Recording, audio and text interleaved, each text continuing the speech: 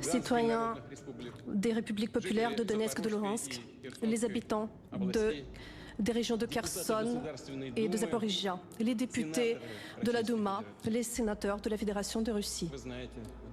Vous savez que dans les républiques de Donetsk et de Luhansk, dans les régions Zaporizhia et de Kherson, les référendums ont eu lieu.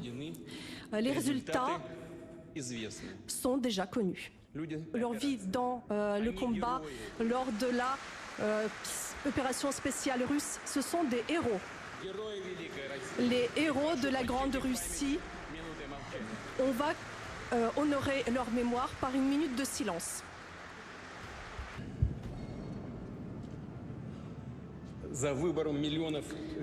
Derrière le choix des millions de personnes qui vivent dans les régions de Donetsk, de Luhansk, de Zaporizhia et de Kherson, il y a une histoire millénaire. La culture qui a été transmise par les aïeux.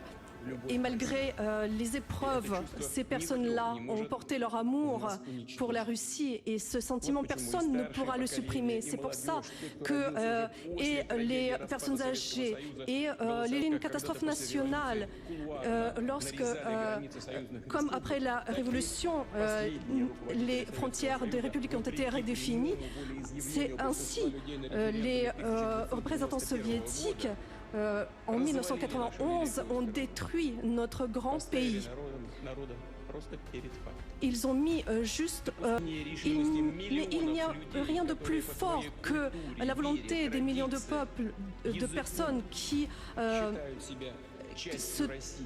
s'identifient et se trouvent russes par rapport à leur langue et leurs croyances. Les personnes qui vivaient pendant des siècles dans le même pays, il n'y a rien de plus important de leur volonté que de retourner vers leur vrai pays. À cela, et nous l'avons répété à plusieurs reprises. Mais le choix des personnes du Donbass, de Luhansk, de Kherson et des Zaporizhia, nous n'allons pas en discuter. Ils ont fait leur choix.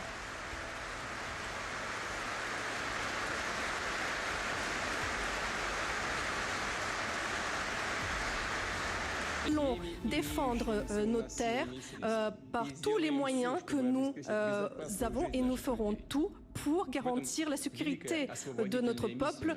Et c'est ça notre grande mission libératoire. Ils continuent à chercher de nous frapper, de nous détruire, de disloquer notre État, de fâcher nos peuples.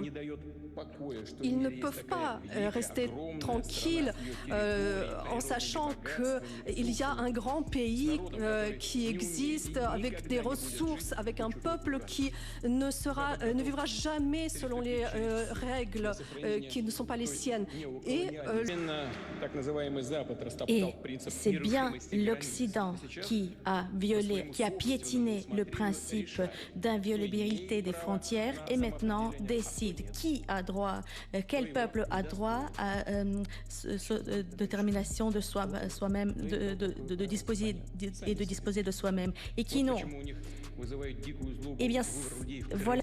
Donc on parle de la désindustrialisation de l'Europe pour s'approprier le marché européen.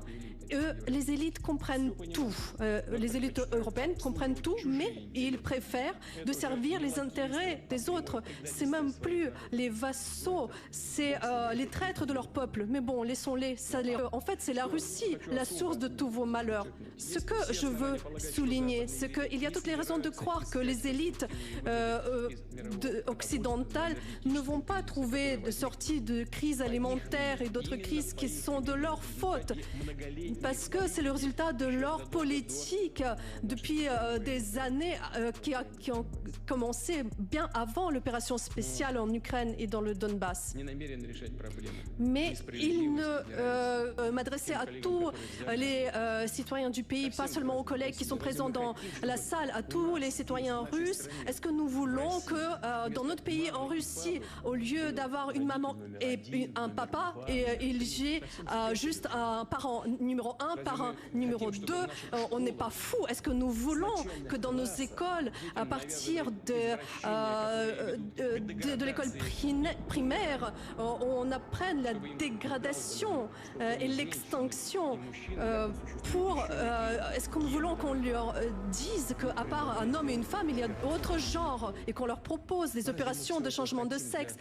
Est-ce que nous voulons ça pour notre pays, pour nos enfants? Pour nous, c'est inacceptable. Nous avons un autre avenir, un avenir qui nous appartient à nous. La dictature des élites occidentales est contre les sociétés et même contre les peuples occidentaux.